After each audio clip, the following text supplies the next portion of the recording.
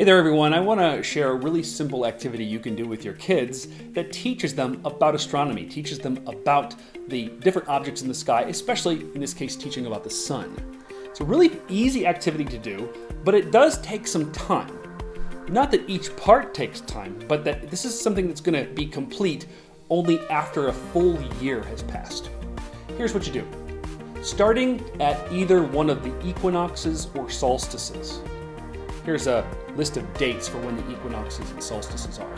So starting at one of the equinoxes or solstices, go to find an east-facing window of your house that gives you a nice view of the horizon.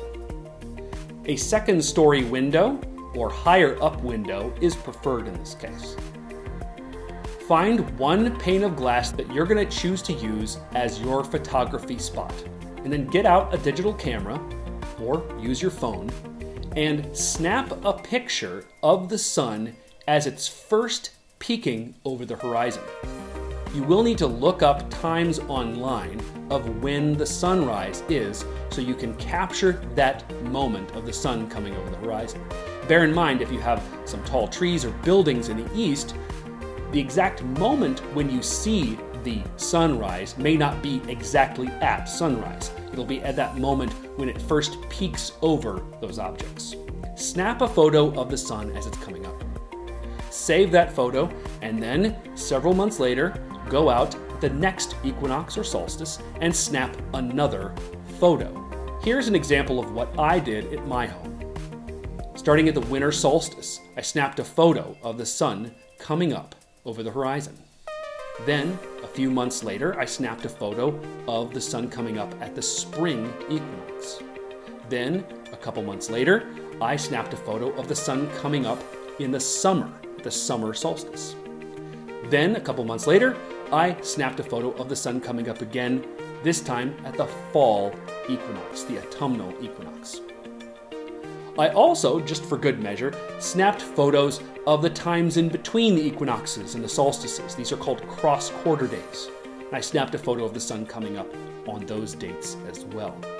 Here are a list of the cross-quarter days that you can see on the calendar. So in total, I was able to snap 8 photos throughout the course of a year. One on the winter solstice, one on the summer solstice, one on the spring equinox, one on the fall equinox, and 4 on the cross-quarter days. Then the real fun gets to happen, where you compare these pictures one to another, using landmarks that you see on the horizon, specific buildings, trees, or maybe a swing set in your yard, or whatever. You can see where the sun is rising in the sky at different times of year. This is a good way to teach children the different places that the sun is rising and setting. This helps to explain why we go through different seasons. For example, when the sun is rising in the southeastern sky, it's going to make a very shallow arc through the sky. The sun rays are going to be hitting us at a greater angle, and the sun's not going to be up for as long. This is why we have colder months during the winter. When you have the sun rising in the northeastern sky, it's going to make a long, big arc through the sky. Its rays are going to be more directly overhead, and it's going to be up for a longer period of time. This is why we have warmer months during the summer. Now, if you want to know why the sun is rising and setting on these different points on the horizon, this is some of the stuff we discuss in our full school year online courses, Experience Astronomy. And I encourage you as parents to go check those out for your kids.